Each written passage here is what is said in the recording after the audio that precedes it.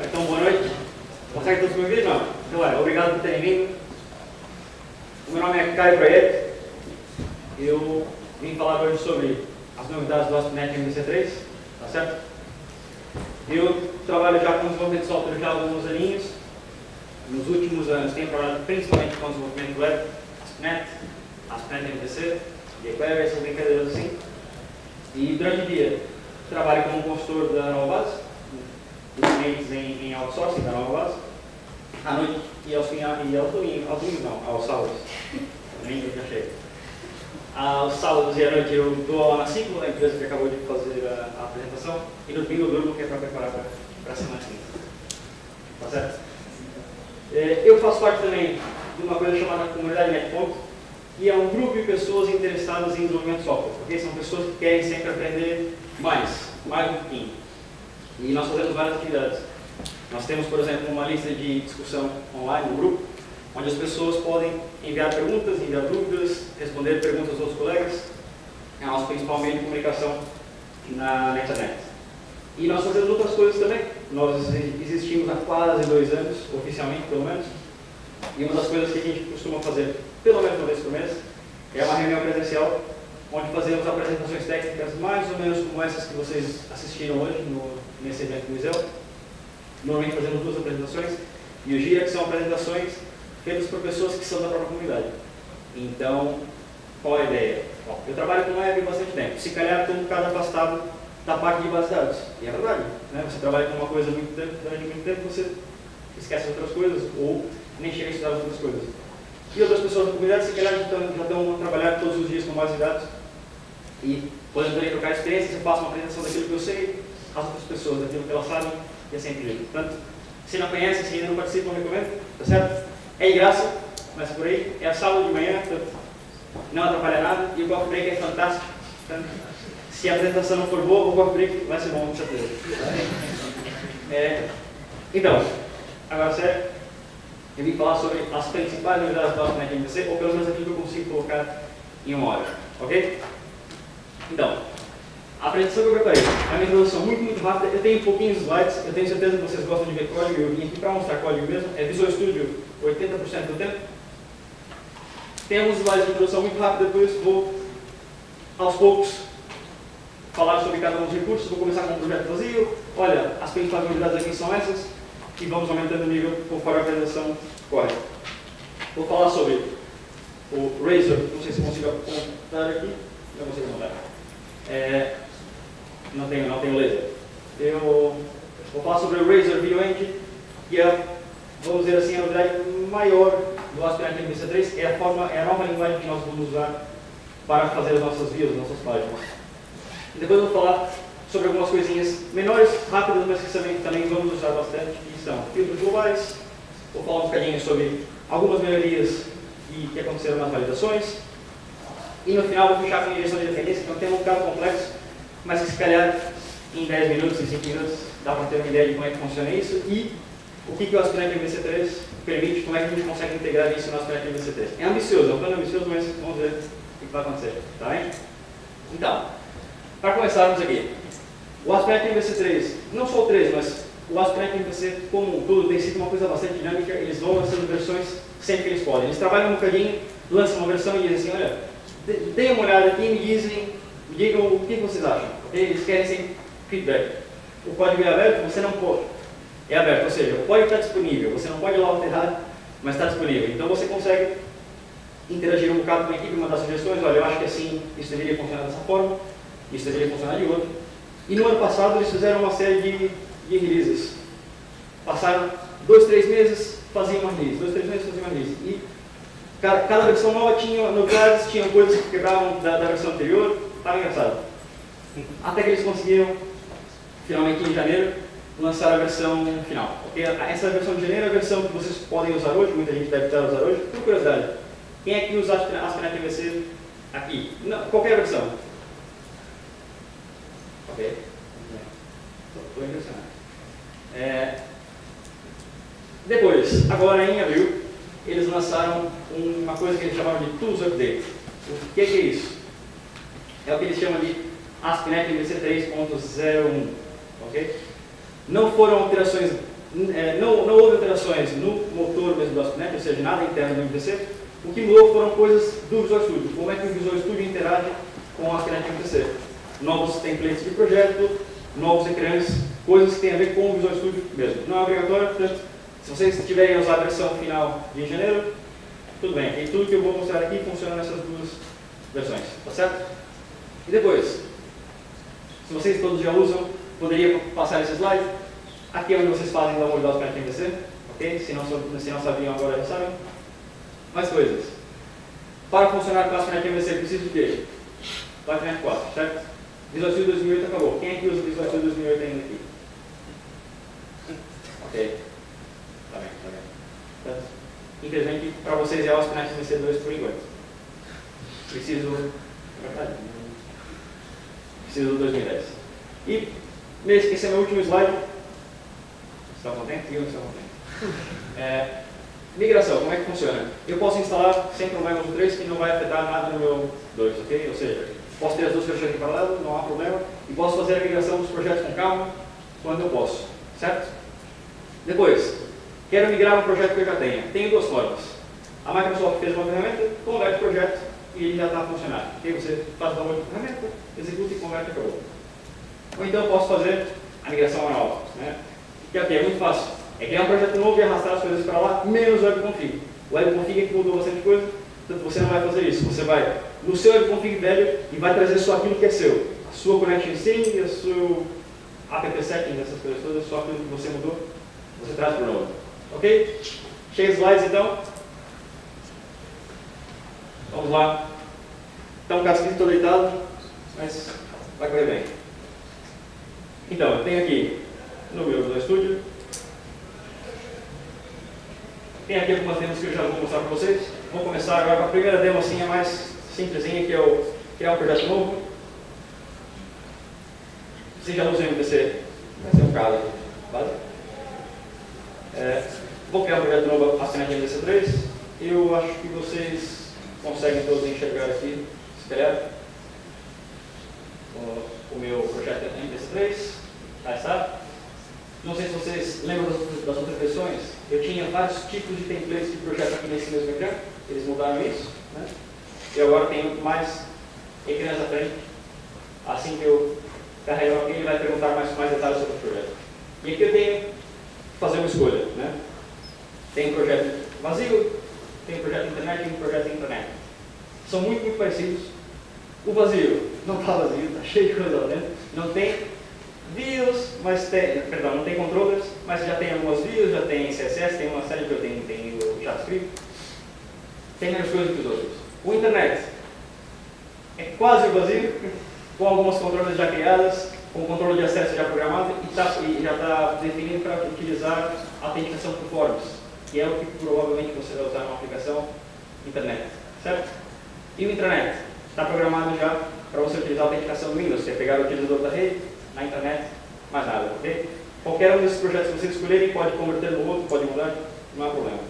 Eu para já vou escolher o Internet Application. Embaixo, eu tenho que escolher qual é o motor que eu vou utilizar, né, o Vue Engine.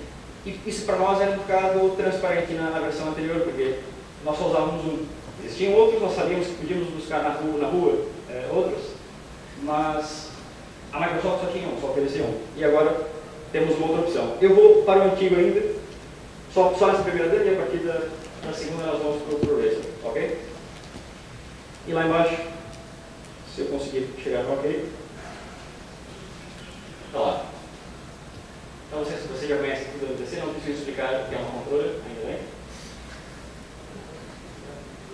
Tem aqui uma coisa engraçada chamada ViewBag, ok?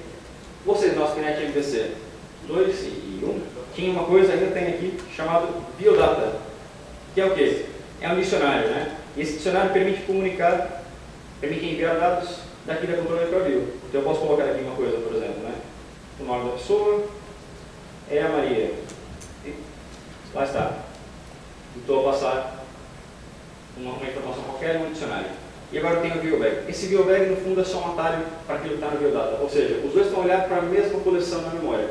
O ViewBag só está a utilizar um recurso do .NET 4, que é o Dynamic. ok? Ou seja, é um objeto que é dinâmico, ele vai ser resolvido em tempo de execução. Portanto, eu nesse momento posso colocar o que eu quiser aqui, por exemplo, apelido Gonçalves. E o que eu estou a fazer aqui, no fundo, é criar uma entrada no biodata que chama apelido e tem esse valor Gonçalves. Então, é a mesma coisa. Ok? É só um atalho. Mais para se faz para lá na bio. Quero ver esse valor. Estou lá na bio. Vou copiar esse texto aqui de cima para cá um bocado grande, para vocês conseguirem enxergar. Só até melhorar isso aqui. Então, a ver aqui o view. Eu tinha escolhido o ASP X ou não? Sim. Sim, sim, sim. Eu podia virar que escolhi o ASP X. Sim, sim. Vamos ver aqui. 2. Não parece. Espero ter ficado. Não, mas Vou para o outro porque eu gostaria mesmo de mostrar a diferença do ASP X. E vou copiar a outra coisa muito rapidinho. Portanto, copiei esse para cá. E vou para essa minha aplicação número 2. Vou aqui para a minha view. Agora sim, estou a ver ficheiros ASPX. Pronto, isso aqui agora vocês estão confortáveis, certo? É isso que vocês costumam utilizar. Vou aqui na controller. Vou copiar aquilo que eu tinha. Está me incomodando. E lá está, o nome e o apelido. Perfeito. Vou aqui na minha página, vou copiar o conteúdo aqui do dev.message.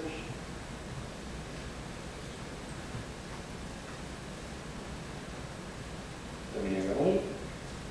E aqui, o que eu tinha lá mesmo? Era o nome e o apelido, né? E para já, eu vou tirar esses dois pontos aqui, que por enquanto ainda não sei o que significa isso, e vou usar aquilo que eu sei, que é o igual. Certo? Isso é o que a gente costuma usar na aplicação ASP.NET MVC 2 e 1. Então, vou executar esse projeto aqui, assim que eu conseguir. Tá difícil. E lá está.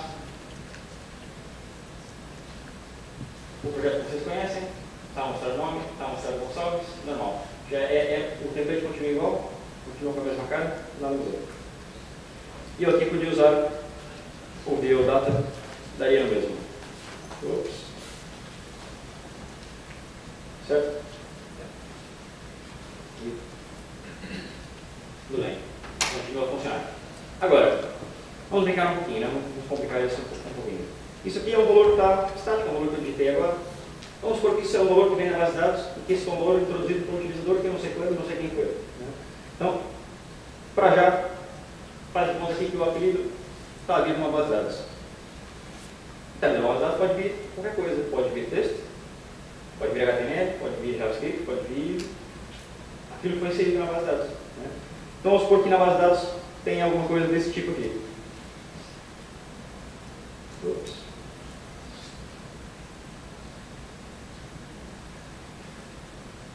Então, o que vocês acham que vai acontecer quando eu imprimir ali o apelido?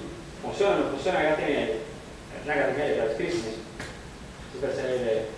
No final ele vai juntar o JavaScript com o HTML e vai acontecer alguma coisa. Então, vamos ver. Interpretou. Está mal. Né? O que é isso aqui? Como é que chama isso? Chama-se problema de segurança que nós temos nos sites todos. É isso que chama. Né? A maioria dos sites hoje em dia sofre desse problema.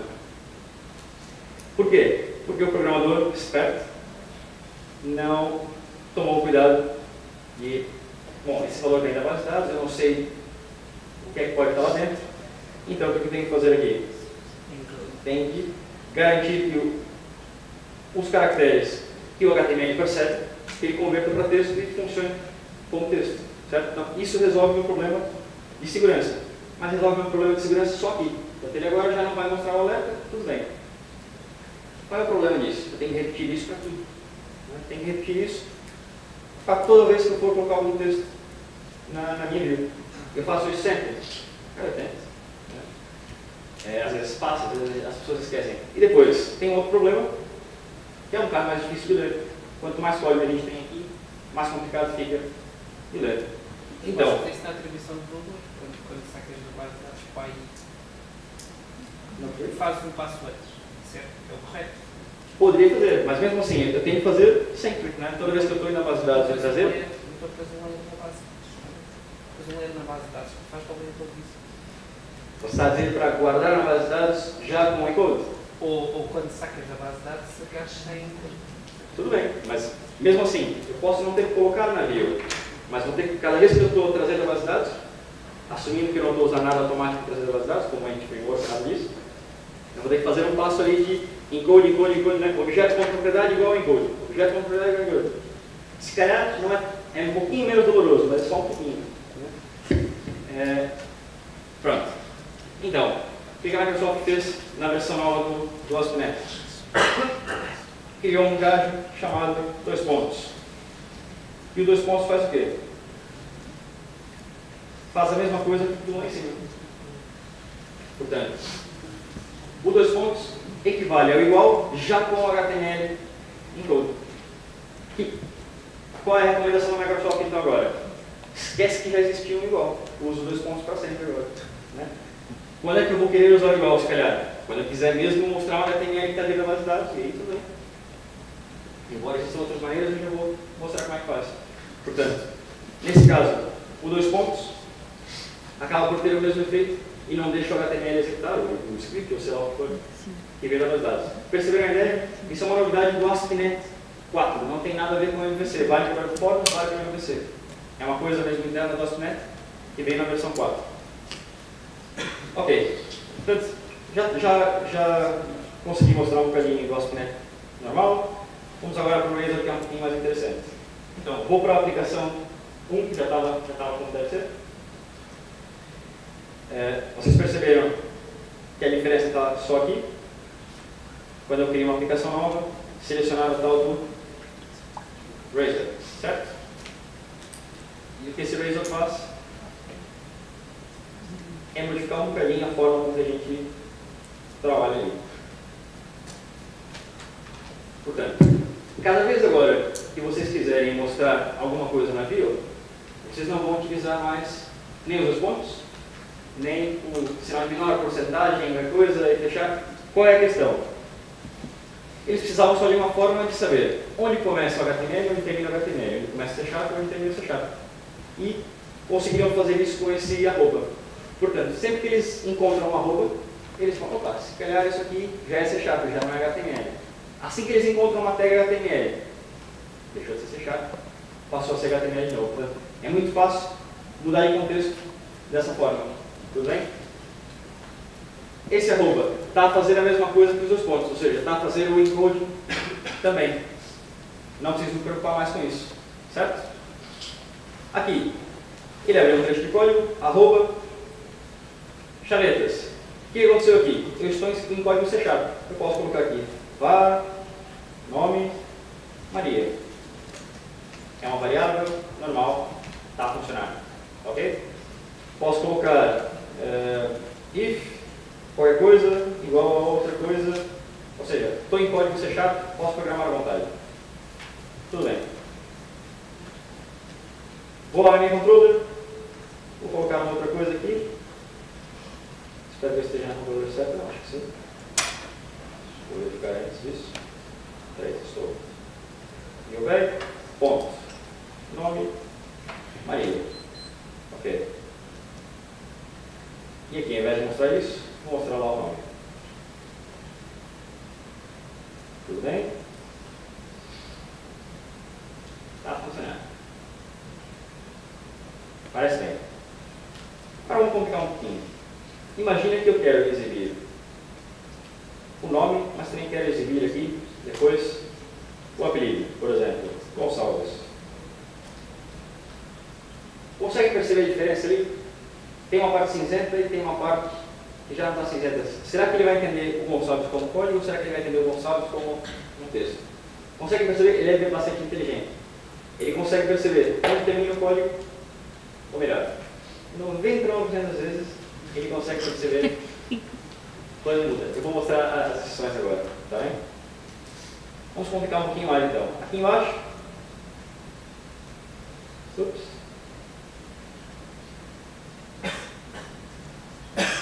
Vamos supor que eu quisesse mostrar o e-mail, ok? Portanto, vai ser a Maria, @ net.org. Vamos fazer mais propaganda net.org. Agora, se calhar, já estou exagerado. Estou bem demais. Né? Vou executar isso aqui para ver o que acontece. Já não gostou. Ele já está achando que aquele e-mail é um código. Mas espera lá. Nós vamos colocar aqui uma coisa embaixo.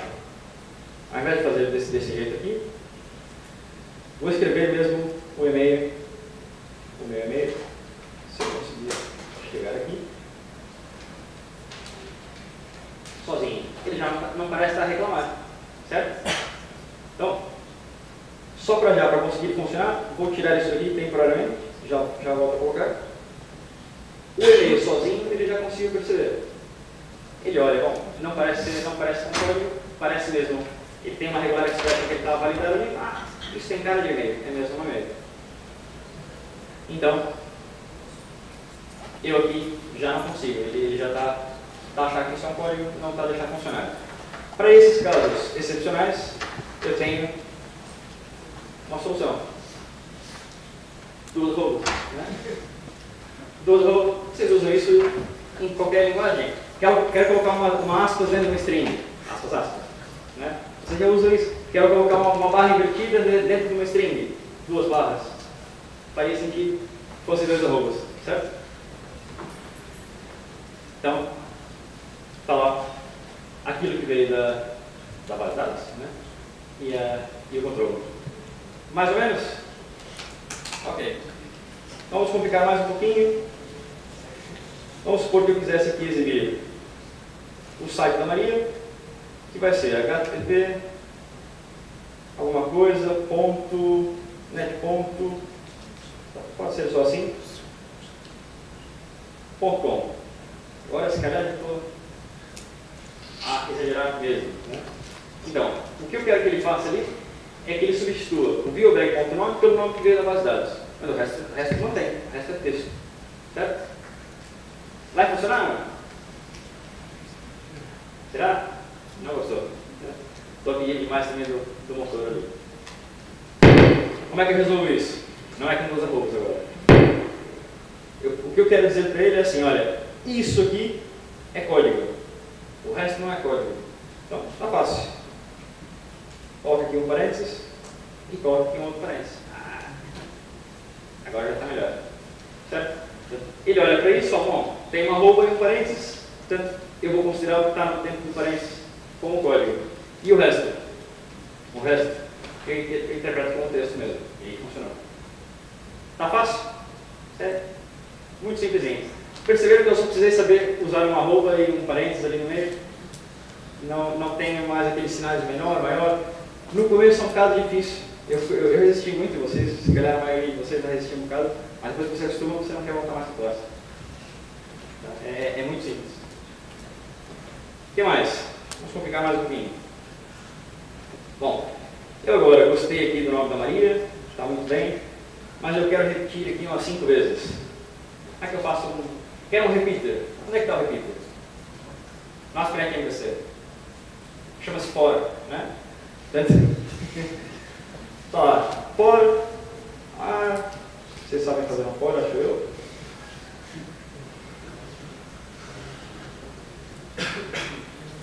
Chavetas. Só isso é chato, né? Ok. Tá lá. Então, muito esquisito? O que está acontecendo ali? Comecei com uma arroba. O que ele fala? É código. É C#. Pode não ser C#, pode ser DB, mas vamos esquecer esse fato. Ele viu a arroba ali, é código. Viu o for, conseguiu interpretar o for. Viu as chavetas, falou, ok, já sei que o cara das chavetas está dentro do âmbito ali do for. Depois ele encontrou um H2 é HTML. HTML é HTML, então ele falou, ok, saí do C# e voltei para o HTML. Depois ele encontra uma arroba lá no meio, ok, voltei para o C#. Então ele está sempre a mudar de contexto. Será que isso aqui funciona? Vamos ver. Funciona. Eu tinha falado 5, mas coloquei 10 ali. Deixa pra lá. Perceberam a ideia da mudança de contexto. Se eu tirar essa chave aqui e tentar funcionar, ele está mesmo à espera de uma chave. Ele sabe o que é código C#, sabe o que é código HTML. Então, vou fazer isso e se calhar vou colocar uma outra chaveta aqui. Porque eu quero puxar 2 vezes para ter certeza que fechou mesmo. Né? E pronto. O que será que aconteceu ali embaixo? Está lá a chaveta. Depois que ele satisfez as condições, ok, já sei onde terminou o código C#, terminou o código C#, então é texto. Certo? Depois do C# vem aqui, vem HTML e vem texto. Perceberam a ideia mais ou menos? Ok. Então agora, vamos analisar um bocadinho o nosso código aqui. Isto não é um bocadinho de voltar atrás da ASP? Isso, o Razor ou isso, o ASP.NET MVC em geral? Se calhar está falando do ASP.NET MVC em geral. Sim, em geral. E neste caso concreto, muito mais parecido com a ASP. Por quê? Não sei, pelo menos parece mesmo a sintaxe muito mais semelhante. É assim, o ASP.NET MVC como um todo é muito parecido com o ASP porque sim, porque você está sempre de cima para baixo a processar a sua view. Por outro lado, a abstração que você tem no ASP.NET Web Forms para algumas pessoas é um bocado mais. É um ciclo de vida que você tem que decorar, é muito complicado você perceber todos os eventos numa página, mas uma página não tem evento. Para algumas pessoas faz um bocado de confusão e isso faz sentido. A resposta da Microsoft, não é a resposta do Caio, a resposta da Microsoft é: são duas coisas em paralelo e você usa aquilo que você gostar mais. A resposta do Caio, eu gosto mais desse, é mais ou menos isso. Mas sim, para algumas coisas é um bocado porque você não tem controles, você está mesmo a lidar com HTML. Pode fazer sentido, porque você está fazendo página, o objetivo disso é gerar HTML. Qual é o objetivo de fazer uma página ASP.NET? É gerar HTML. Então, se você afasta muito e vai para uma abstração muito grande, pode não fazer sentido para você. Então, quando é que o negócio começa a aparecer aí dentro do HTML? Nunca. É por isso que existem controles, é por isso que existem as outras camadas de serviço e tudo mais. Aqui é uma camada de apresentação. A ideia aqui, isso, veíamos no curso de ASP.NET MVC, é você definir modelos para as suas views. Portanto, classes que representam a sua view como um todo, que são, no fundo, um saco de propriedades. Em que a sua camada de negócio, o seu controle vai preencher as propriedades que você quer que apareçam, manda para a view, e aqui tem coisas muito simples como for, para mostrar uma coisa, mostrar uma tabela, mostrar coisas assim.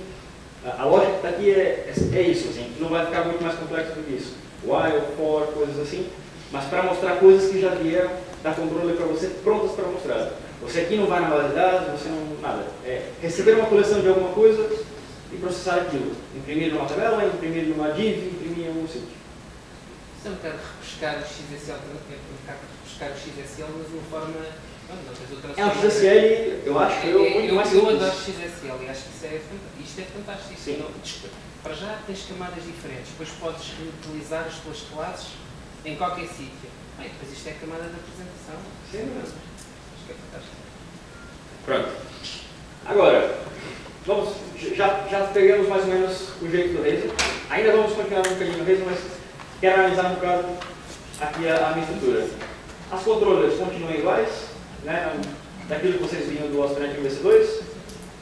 E eu aqui nas views tem algumas coisas diferentes. Né? Então tem uma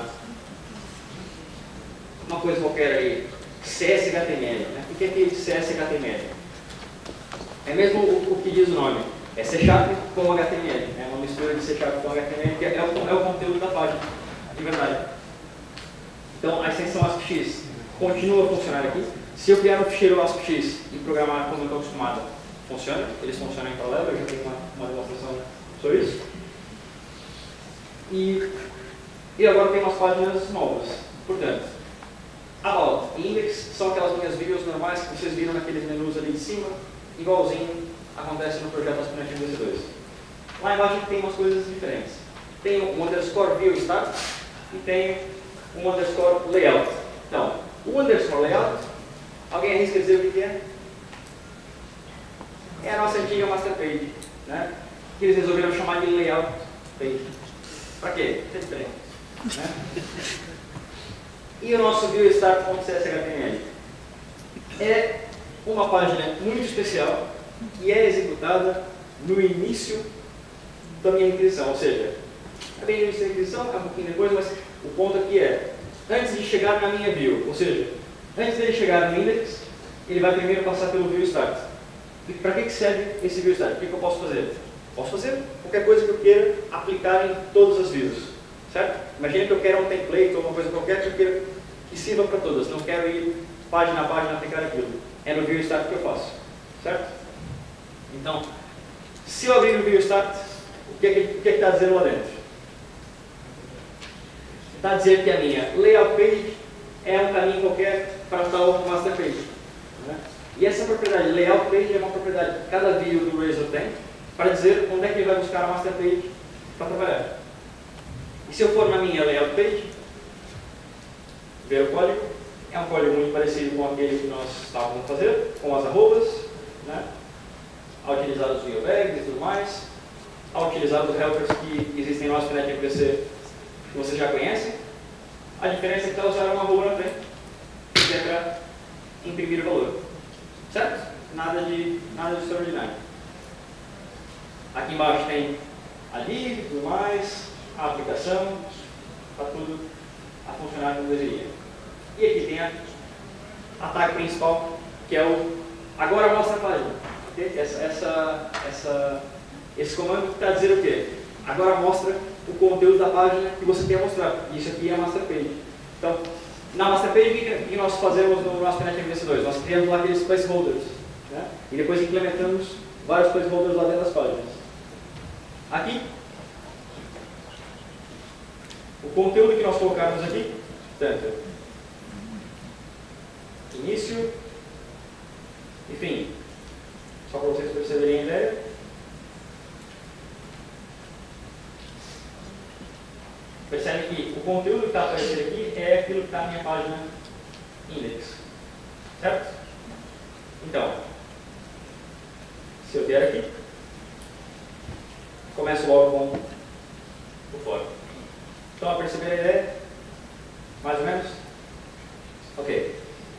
Vou aqui voltar no meu layout, no meu index, e aqui em cima vou dizer, olha, a minha layout page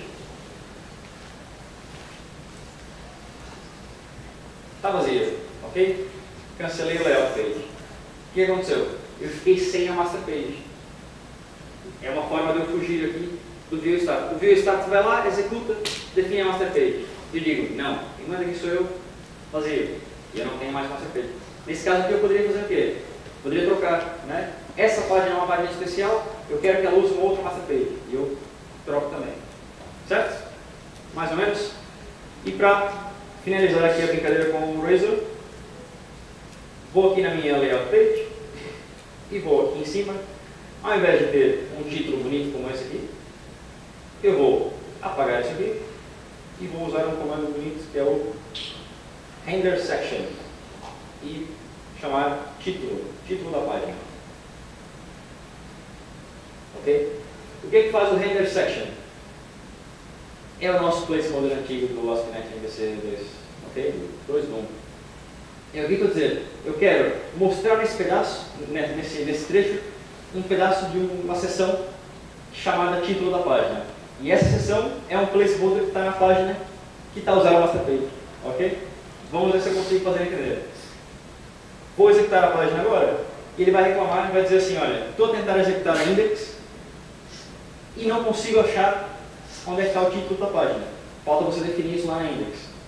Vou lá. E aqui, em qualquer sítio da página, pode ser no começo, pode ser no fim, normalmente faz sentido que seja na ordem em que as coisas são escritas. Eu posso criar uma seção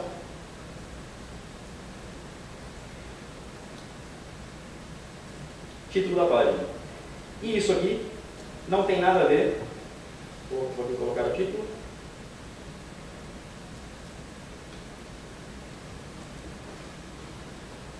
Aqui era para ser rolar.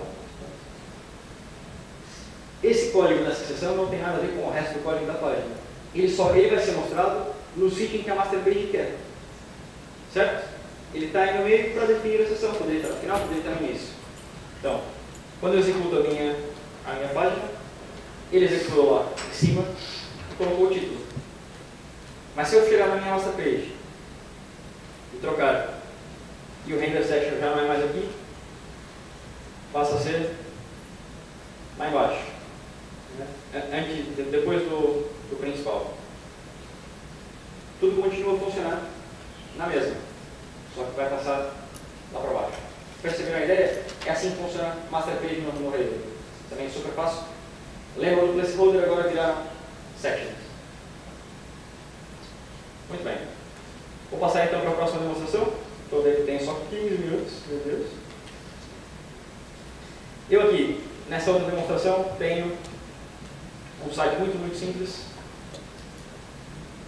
que é um site de um evento que aconteceu no ano passado, chamado Web Day, e tem lá eventos, as sessões desse evento, os oradores, um site muito parecido com o Iseltec. E o Iseltec, se não me engano, foi feito em ASP.NET MVC2. Sim? Ok. Muito bem.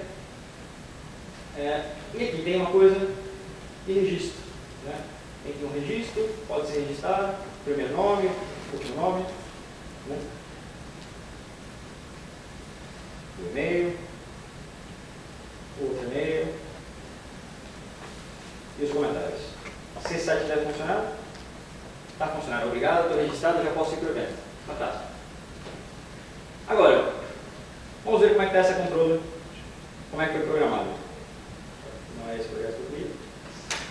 Eu tenho lá uma controller que recebe registros, e lá nessa controller tem um método que recebe as informações do registro, e eu tenho lá, para ficar explícito, isso não é obrigatório, eu coloquei só para que vocês percebessem que está mesmo explícito. Eu estou a validar a entrada de dados. Por quê? Porque eu tenho medo que o gajo vá lá e coloque uns JavaScript, uns HTMLs, que eu não estou à espera. Certo? Estou mesmo validando. Então, se ele chegar aqui nos comentários, por exemplo, e colocar lá um HTML qualquer, o que acontece? O ASP.NET não vai deixar, vai falar assim, pá, pode parar, esse request está inválido. Certo? Isso em algumas situações faz sentido, mas nesse caso, eu quero mesmo aceitar HTML nesse campo. Eu não quero nos outros, mas eu quero nesse dos comentários, porque sim, porque o chefe quer. Ok? Então, o que eu posso fazer? No ASP.NET MVC2, eu posso chegar aqui e falar assim, olha, não valida, e está feito. Não quero validar, vou tentar continuar, ok? Não validou. Tá bom assim? Não? Não sei. E se eu vier aqui no nome e colocar um HTML? Assim não gosto. Ele está deixando passar tudo. Por quê? Porque ele ou valida tudo ou não valida nada. Certo? Assim é o que eu queria fazer no nosso ASP.NET MVC2. No 3, eu já consigo ter um pouquinho mais de granularidade. Okay? Então, percebam aqui que eu estou a receber as informações de registro via módulo, numa classe. E essa classe tem uma série de propriedadezinhas para fazer as validações. Olha, o primeiro não é obrigatório, o que você vai mostrar no label é esse aqui, tem as informações todas ali com atributos. O que eu posso fazer agora é dizer assim, olha, para esse aqui, para esse comentário, eu permito HTML, mas é só para esse. E agora eu posso voltar a fazer a minha validação que eu estava fazendo antes. E isso é o certo, que é validar. Então, abri uma exceção naquele, e agora eu vou tentar. Tem aqui no primeiro e tem no segundo, certo? Vou tirar só do segundo. Continuar. Não gostou, certo? Vou no segundo, vou voltar, e aqui nesse, vou tirar. Agora já gostou. Perceberam? Então deixei passar o HTML só naquele campo específico que o produtor espera, e agora posso aplicar tratamentos em cima desse campo, porque eu não parei por aqui. Né? Ele pode fazer injeções de outras formas e eu agora tenho que atacar o problema, mas pelo menos está isolado. O problema está naquela variável dos comentários, o resto não passa. Certo? Muito fácil. Uma outra coisa engraçada. Esse site eu comecei a fazer em ASP.NET, normal, e depois resolvi converter para Razor. Então, tem aqui as minhas views. Todo mundo viu, certo? Tem aqui as minhas views do evento, do registro, está lá o obrigado, tudo mais. E tem lá o do evento. E reparem que aqui, uma das views está em Razor. O resto das views já está ainda no modo antigo. Então, eu comecei a migração agora há 1 hora atrás e migrei uma página. Tudo bem, amanhã eu migro outra, depois de amanhã eu migro outra. Eu não preciso começar a sentar e fazer a migração completa. Eu posso trabalhar com os dois em paralelo. Por quê? Porque o motor do ASP.NET MVC, quando você pede uma view, ele vai procurar uma sequência. Okay? Então ele primeiro procura aqui na minha pasta das views por um ASPX, se não encontrar, procura por um CSHTML. Se ele encontrar um ASPX, ele usa o ASPX. Se ele encontrar, vai procurar o CSHTML. Certo? Depois vocês podem inverter essa ordem, se vocês quiserem mesmo melhorar a performance. A diferença é muito pequena, mas pronto, tem pessoas que fazem questão. Mas a ideia aqui é só mostrar que você pode misturar os dois. E eu poderia ir mais longe. Eu poderia vir aqui e transformar esse ficheiro num VB.html. O que é um VB.html? É o Razor utilizando o VB, certo? A mudança é muito pouca. Eu só não tenho as chavetas. E no lugar das chavetas eu tenho a palavra code. Ok? E mais nada, o resto é arroba. Arroba continua igual, porque arroba funciona do mesmo jeito. Tá certo? Provavelmente eu não vou querer fazer isso, mas dá. Tá bem? É possível fazer. Uma pessoa vem para o Razor, ASP.NET MVC3 vai programar VB? Não vai. Né? Então, próxima demo, eu estou aqui já com 10 minutos, ok? Filtros globais. Então, muito simples. Eu tenho esse projeto aqui mais ou menos pronto, preparado. E que esse projeto faz o seguinte. Eu tenho aqui 2 páginas, a página inicial e a volta. E o meu objetivo aqui é mostrar qual é o perfil do meu utilizador. O meu utilizador é um administrador, o utilizador é um utilizador normal, quais são os privilégios que ele tem. Ok? É uma coisa muito simples, eu quero mostrar o perfil. Então, eu poderia, em cada página, ir na base de dados, ou ir na seção, ou ir em algum sítio em cada página e olhar. Não vou fazer isso, né? Eu não vou repetir código página a página. Então, o que a gente costuma fazer no ASP.NET MVC2? Um filtro, um action filter. Então, eu aqui, na minha página, vou criar uma classezinha muito simples, chamada obter perfil attribute, e esse atributo já explico para o que é. Nessa minha classe, eu vou implementar aqui uma coisa chamada filter attribute e vou implementar uma coisa chamada action filter. Tenho certeza que vocês já estão acostumados a fazer isso, certo? Mais ou menos? Esses aqui, se eu não me engano, estão no namespace do ASP.NET MVC, preciso aqui habilitar. Tudo bem. E agora que eu tenho um action filter, eu preciso implementar essa interface aqui. Se eu conseguir enxergar. E o que ele me dá aqui basicamente são 2 métodos. Um método que é executado antes da action acontecer e um outro método que é executado depois que já aconteceu. Eu estou interessado nesse. Então, qual é o meu objetivo? Eu tenho lá uma coleção chamada ViewBag e eu posso meter na ViewBag aqui que eu quiser, como eu podia meter na ViewData também. Então, eu quero que, antes de uma action, da action ser executada, eu quero meter uma coisa na ViewBag que é para poder usar na controller, para poder usar na View. Certo? Então, eu quero que esse filtro seja executado antes das minhas ações. É um gancho que eu estou a fazer aqui, nessas ações. Então, aqui, nesse método da ação que está executada, eu tenho uma coisa chamada filter context, que me permite obter informações da controller que está sendo executada, da view. Então eu aqui tenho filter context, ponto, controller, ponto, e aí tem o meu viewData e meu viewBag. Já estou em casa, certo? Viewbag, ponto, perfil do utilizador, é igual, nesse caso, administrador. É claro que aqui eu teria que ir na minha base de dados, na minha session, no sítio onde eu obter essa informação e carregar como deve ser. Para já, vamos ficar assim simples. E agora, o que eu preciso fazer? Eu vou aqui na minha controller venho aqui na minha ação e digo, olha, essa ação vai utilizar o filtro obter perfil. Ok? Simples assim. Coloquei o filtro ali em cima, então ele sabe que antes de executar essa ação, ele tem que executar o filtro primeiro. E agora, isso aqui é uma convenção, esse atributo, só para dizer que essa classe vai ser utilizada em forma de atributo. Não é obrigatório chamar atributo, mas é uma convenção interessante de ser seguida, porque depois eu não preciso sequer colocar aqui. O próprio .NET entende e eu não preciso escrever o atributo, certo? Vamos ver se isso aqui funciona. Executou ali a página. Pronto. Perceberam? O filtro está a alimentar o ViewBag, e o ViewBag a gente vai preencher isso aqui depois. Mas vamos lá na outra página.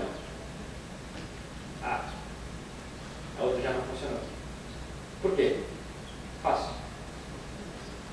Onde é que esse filtro está aplicado? Está aplicado na minha index.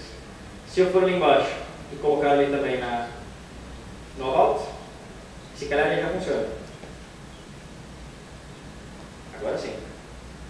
Qual é o problema disso? Assim, essa solução é boa, ok? Essa solução é fantástica e é melhor do que repetir código. Né? Você faz um filtro, aplica o filtro em todos os sítios que você precisa e já está repetindo só o atributo. Já está repetindo o código inteiro que você precisa, ou pelo menos a chamada do serviço que você queira usar. Pode ser melhorado isso? Posso. Pode. Agora existem os filtros globais. Eu quero sempre ter o meu perfil do utilizador. Não interessa qual é a página que eu estou. Eu quero sempre saber o perfil do meu utilizador para saber o que ele pode fazer naquela página. Então, ao invés de entrar ação por ação ou controller a controller, para colocar esse atributo, eu posso usar esse atributo num filtro global. Como é que eu faço isso? Então, para já, eu vou tirar daqui e vou tirar daqui. E vou executar aqui só para ter certeza que está tudo bem e que deixei de ter a informação. Ok, deixei. E agora? Vou aqui no meu global ASAX e aqui dentro eu tenho uma coisa chamada registro de fios globais. E aqui eu posso colocar o meu filtro. Todos os filtros que forem colocados aqui vão executar sempre em todos os controllers, em todas as actions. Ok? Então, vou repetir no fundo essa linha aqui, só que vou colocar no meu filtro. Como é que chama o meu filtro mesmo? É obter o quê? Obter perfil? Obter perfil. E agora? Eu posso criar as minhas páginas todas, posso criar agora mais 100 páginas e mais 100 controllers diferentes, não interessa. Todas elas agora têm a variável perfil utilizador disponível no ViewBag. Por quê? Porque o filtro está a interceptar as chamadas todas. Facinho? Muito, muito simples. É pegar o filtro que vocês já sabiam desenvolver no ASP.NET MVC2 e meter aqui na parte do global. E ele ser inicializado como global. Agora eu vou para a última demonstração. Esse cara é mais complicado e eu tenho 2 minutos. Eu vou atrasar um bocadinho só. E é a parte da injeção de dependência. Então, aqui funciona da seguinte forma. Eu tenho um site muito, muito simples, já antigo. Vocês devem lembrar de uma coisa parecida. Existia quando estava na Copa e tudo. Uma coisa que era o povo que respondia as equipes que iam ganhar, né? E vai ganhar Portugal ou Chile? Ele dizia, é Chile, não, Portugal. Pronto. Ele dizia quem é que ia ganhar. E lembraram-se de fazer um site, só que fizeram em PHP. Eu fiquei frustrado e fui fazer em MVC. E ele funciona bem. Eu posso perguntar assim, olha, por exemplo, você gosta de C# ou de VB? Né? E ele diz, chato, é um pouco esperto. E eu vou dizer, você prefere VBNet ou prefere COBOL? Prefere COBOL, é um pouco realmente esperto. Portanto, você vai fazendo perguntas e ele vai variando. No fundo, isso aqui tem um random, né? Então, você prefere a Maria ou o João? E ele pode, algumas vezes, preferir a Maria, outras vezes o João, e é um pouco indeciso. Tá certo?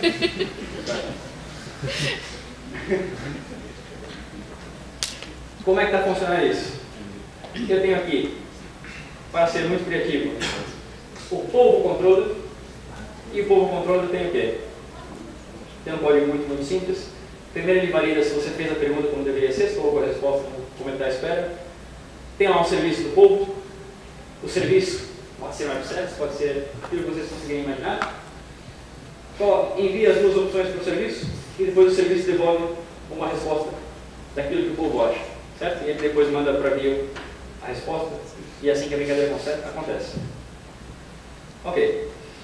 Então, eu vou entrar aqui de novo no código e vou perguntar para ele assim, olha, você prefere o Benfica ou o Porto? Polêmico, né? Porto. Mas é o Benfica ou o Porto? Benfica ou o Porto? Esse Porto é esquisito. Né? É um bug, só posso dizer. Isso foi verbo. O que eu vou fazer aqui? Eu vou Mudar o serviço. Eu vou mudar de serviço. Mas é mesmo isso. Eu vou fazer uma implementação nova porque esse serviço não serve. Tá? Então, eu vou criar uma versão 2 do meu serviço. Tudo bem. Então, vou lá criar uma versão 2. Deixa eu dar uma olhada lá no meu serviço. Tenho aqui uma pasta services, que é para ficar sério. Ou o service, e o que ele tem lá é um handle e descobre se vai ou não. Certo? Vou criar uma classe muito parecida, chamada Polvo Service versão 2 e vou copiar aquele trecho de código ou perguntar, né? Tá lá. E agora eu vou copiar também essa parte do handle. Tudo bem? E aqui, para ficar bom, eu vou verificar assim, olha, se a opção 1, por acaso, tiver a palavra Benfica, então, ele vai devolver o quê? A opção 1. Estou a rolar um bocadinho, né? E depois, se a opção 2 tiver o Benfica, e não vai funcionar, tem que ser assim, certo? Exato. Muito bem. Se a opção 2 tiver o Benfica, então vai a opção 2. Ou seja, se escrever Benfica em algum sítio, ele vai escolher o Benfica. Tá bem. O serviço está implementado, ainda não foi usado. Então vamos lá no meu controller. Eu agora posso vir aqui e instanciar a versão 2. Certo? Vamos ver se funciona.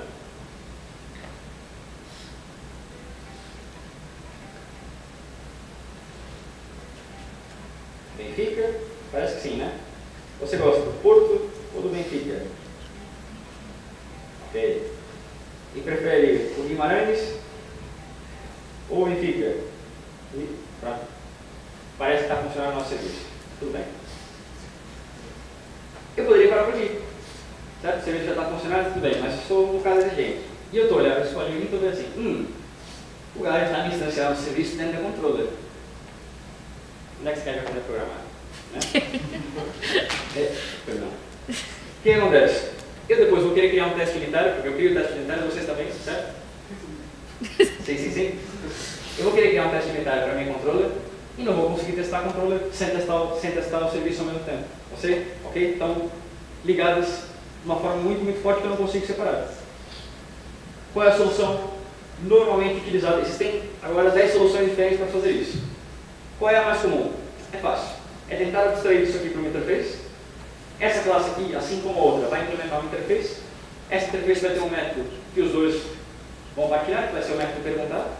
E ao invés de eu usar a classe e falar assim, eu quero essa classe aqui, eu digo que eu quero uma instância daquela interface, que trabalhe baseado naquela interface. Fácil. Então aqui, vou criar uma interface chamada e polvo service para ficar igual. Nessa interface, que é uma interface, eu vou criar um método que as duas partilham, que é o método perguntar. Né? Tem as duas opções. Só não pode ter o pub. Tudo bem? Ok. A minha interface está definida, o contrato está definido. E eu vou agora nesse polvo service. Vou na classe, na segunda versão, e vou dizer que essa segunda versão implementa o serviço. Perfeito. E a versão primeira, aquela que eu fiz, também implementa a interface. Certo? Isso é metade do caminho. Então, o meu serviço agora está preparado para funcionar diretamente, se quiser instanciar a classe, ou posso utilizar também através da interface. Vamos lá voltar para compilar aqui, está tudo bem? Ok, está tudo bem. Vou no controller. E aqui, ao invés de fazer isso, instanciar, eu controlar o tempo de vida desse objeto, já não vou fazer isso. Pelo menos por enquanto.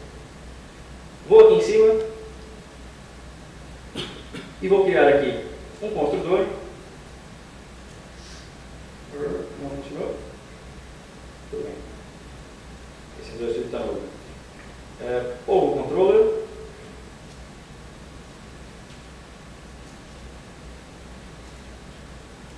Lá está. Tem lá o meu construtor. Esse construtor vai receber um ePogo service. E agora, as coisas já estão melhores, por quê? Porque eu não estou a controlar o tempo de vida do objeto. Alguém vai enviar para mim já um serviço já instanciado e eu só vou usá-lo. Portanto, a minha dependência é nessa interface e não sou eu que crio o objeto. E eu vou só guardar esse objeto aqui numa variável minha. E vai receber esse valor.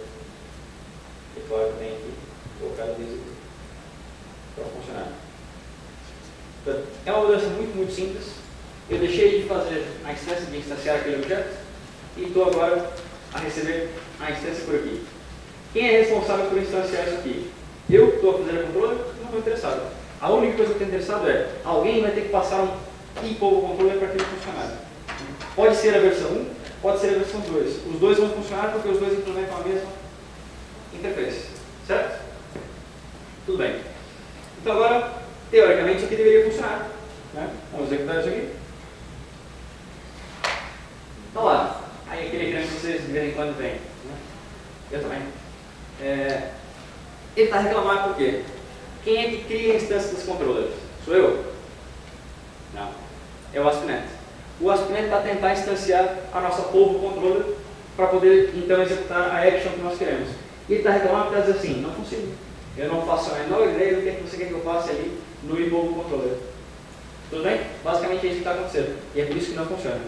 Então, o ASP.NET MVC3 tem uma abertura para nós entrarmos no processo da criação da instância da controller e deixarmos, olha, ASP.NET, deixa que eu sei criar a instância da controller. E nós podemos fazer isso por ele. É assim que funciona a injeção de dependência no ASP.NET. Ok? Então, ao invés de deixar para o ASP.NET fazer isso, vou fazer eu. Então, vou aqui no meu global SAX, já estou um bocadinho atrasado, perdão. E aqui, embaixo, lá na definição dos filtros e das rotas, eu vou chamar aqui uma coisa chamada Dependency Resolver, que é a entidade onde eu posso definir qual vai ser o objeto que vai resolver as dependências da minha aplicação.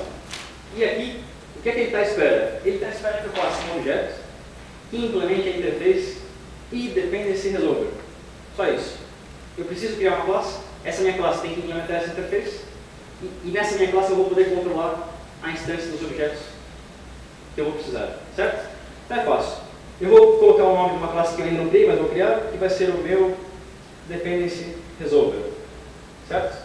E aqui, como é um objeto, eu preciso mesmo instanciar, vou meter aqui o meu. Está lá. Falta-me é criar a classe. Essa classe aqui, eu vou criar aqui embaixo. Lá está. E essa classe tinha que implementar uma interface do ASP.NET, que era qual mesmo? E Dependency Resolver. Tudo bem. Vou implementar então os métodos que essa interface precisa. E ela precisa aqui basicamente de dois métodos: getService e getServices. Ok? A ideia é que é o seguinte: ele vai chamar aquele método lá de cima quando ele precisar de uma instância para um serviço específico, e vai chamar esse método aqui de baixo quando ele precisar de uma instância para um tipo de serviço, mas que existem várias implementações possíveis. Tá certo? Eu, para já, para aquilo que eu quero fazer, só preciso implementar o primeiro. Não preciso implementar o segundo. Então, esse aqui é uma exigência do ASP.NET MVC. Eu vou devolver um array de objetos vazio. Isso é obrigatório, senão ele reclama. Se eu devolver aqui null, ele fala, não, eu não gosto de null, portanto, para já, fica assim. Eu não vou mexer nesse método por enquanto. E aqui, ele vai executar esse método quando ele for instanciar controller. Tudo bem? Então, eu aqui vou colocar só um breakpoint aqui. Tudo bem? E vou, para já, retornar vazio. Poderia colocar o breakpoint aqui também. Então, vou executar aqui a minha aplicação só para ver se ele passa por ali.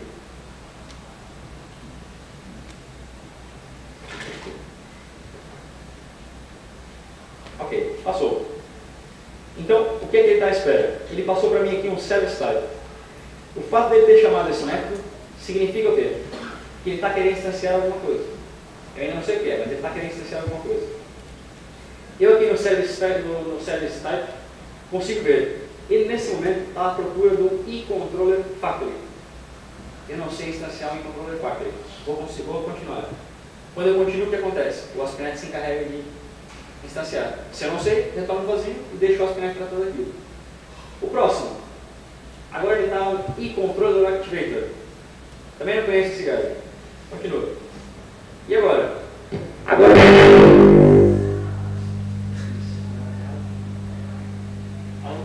Consegue abrir? Ele agora está à procura de um... Perdão? Deve ser. Está à procura de um povo controller. Certo? Então, chegou o momento de eu agir aqui. Ele quer um povo controller e eu sei criar um povo controller. Todos não sei, mas sei povo controller. Então, basicamente, o que eu preciso fazer aqui é assim, olha. Se o tipo de serviço que você quer for igual ao controller que eu dou espera,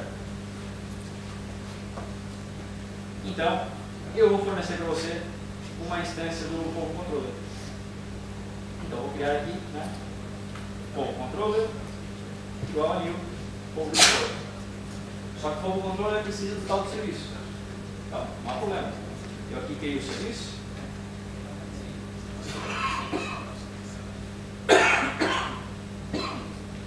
E aqui vou instanciar a primeira versão, por enquanto. E para ele aqui embaixo, passo o meu povo serviço.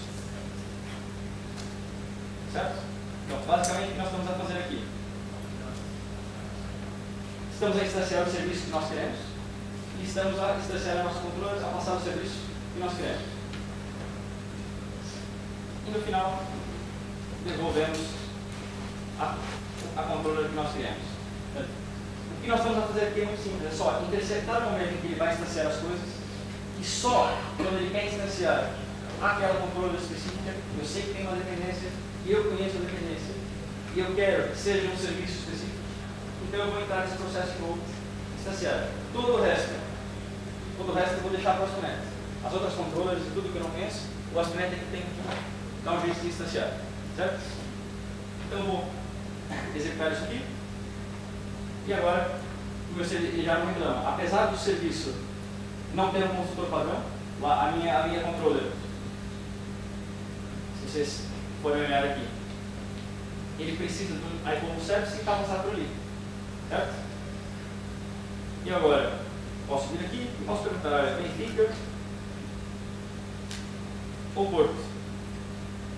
E eu estou usando a primeira versão, então ele está sempre aí com o porto. Certo? Não há hipótese.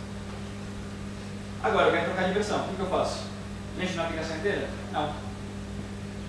Vou lá no meu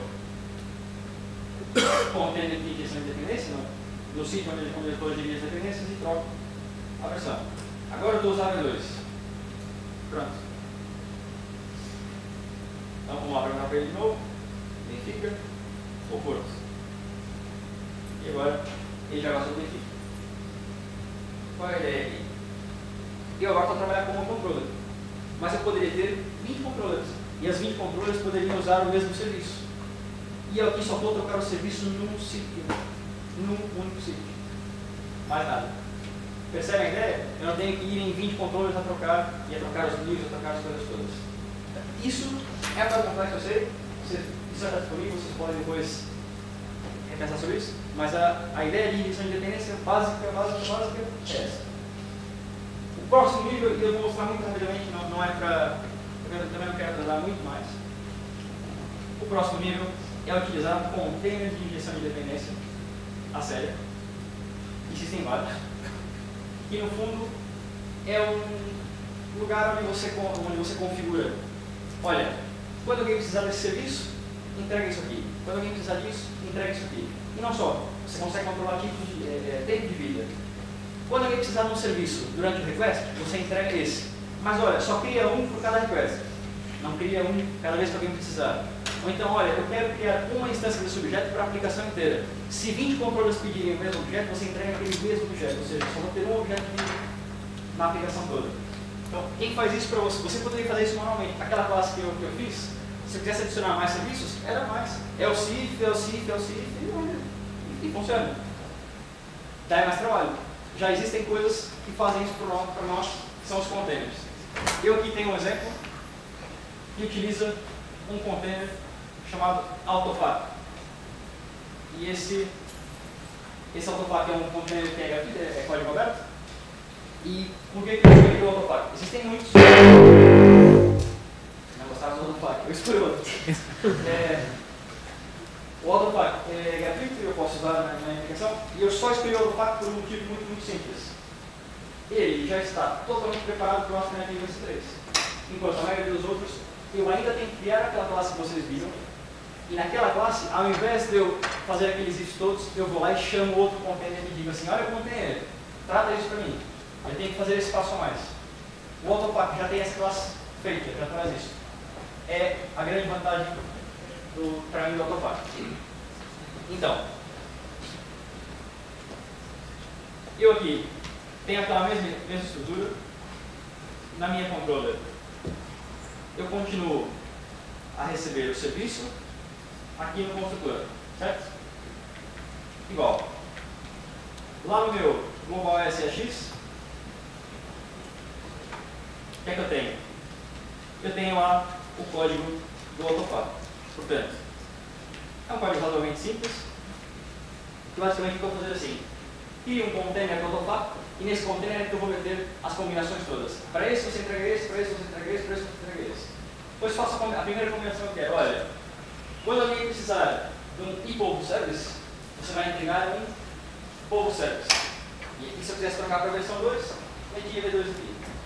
Depois eu digo para ele assim, olha, Autopack, agora que você já sabe quais são os objetos que eu uso, vai nas minhas controllers todas e conheça as minhas controllers, ou seja, adicione as minhas controllers para a sua base de dados, não é bem base de dados, porque é uma coleção de memória, mas adicione para a sua base, para que você consiga depois resolver aquelas controllers e instanciar os controllers quando for preciso.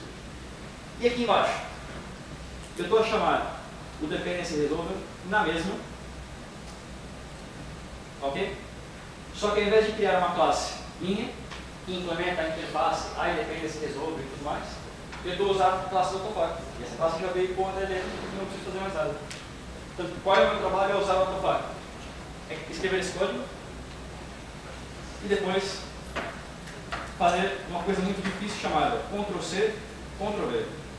Ctrl+C, Ctrl+V. E trocar. Quando alguém precisar de um cliente-serviço, você entrega um cliente-serviço. E por aí vai. Tem outras coisas mais rígidas, é possível separar isso em módulos e falar esse é o módulo só dos serviços da infraestrutura, esse é o módulo só dos serviços, não sei o que, para ficar um bocado mais organizado. Mas basicamente é isso, é você fazer uma tabela, para, para o Autopack conseguir trabalhar. Tá bem? E com isso, eu encerro a minha apresentação de hoje. Desculpem lá pelo atraso. Se alguém tiver perguntas,